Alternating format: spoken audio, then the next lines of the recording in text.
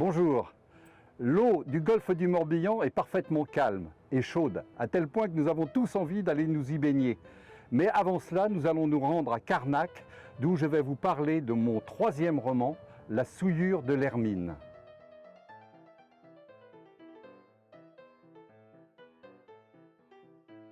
Ce roman, La souillure de l'Hermine, est l'histoire tragique de Brian le Millinaire et aussi l'histoire d'un secret politique régional breton.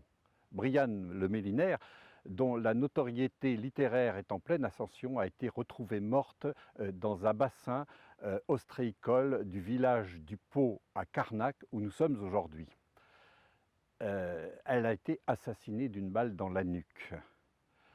Née dans une famille proche des milieux autonomistes bretons, elle a été plusieurs fois accusée de trahir la cause et également plusieurs fois menacée.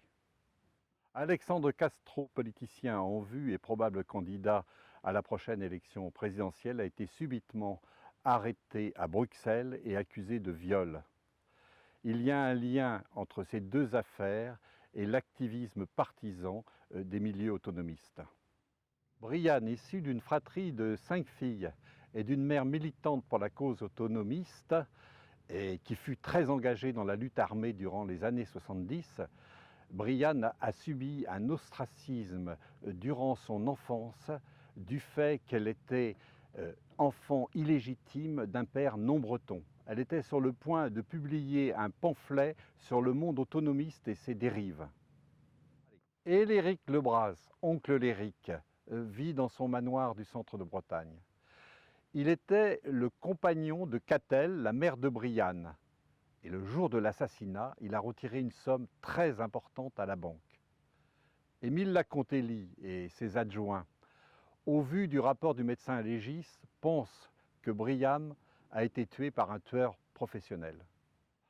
Yves Darsec, ancien soldat engagé dans la guerre du Golfe et alcoolique, a tout vu de l'exécution de Brian, car il habite une cabane sur le chantier ostréicole.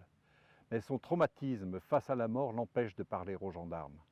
L'enquête mettra à jour les trames d'une machination visant à mettre hors jeu le candidat et l'agitation de quelques illuminés persuadés que leur action peut changer la donne d'une cause minoritaire et perdue depuis longtemps. Le cynisme et la cruauté glaciale de Bitnik, le tueur à gages déterminé, fait froid dans le dos.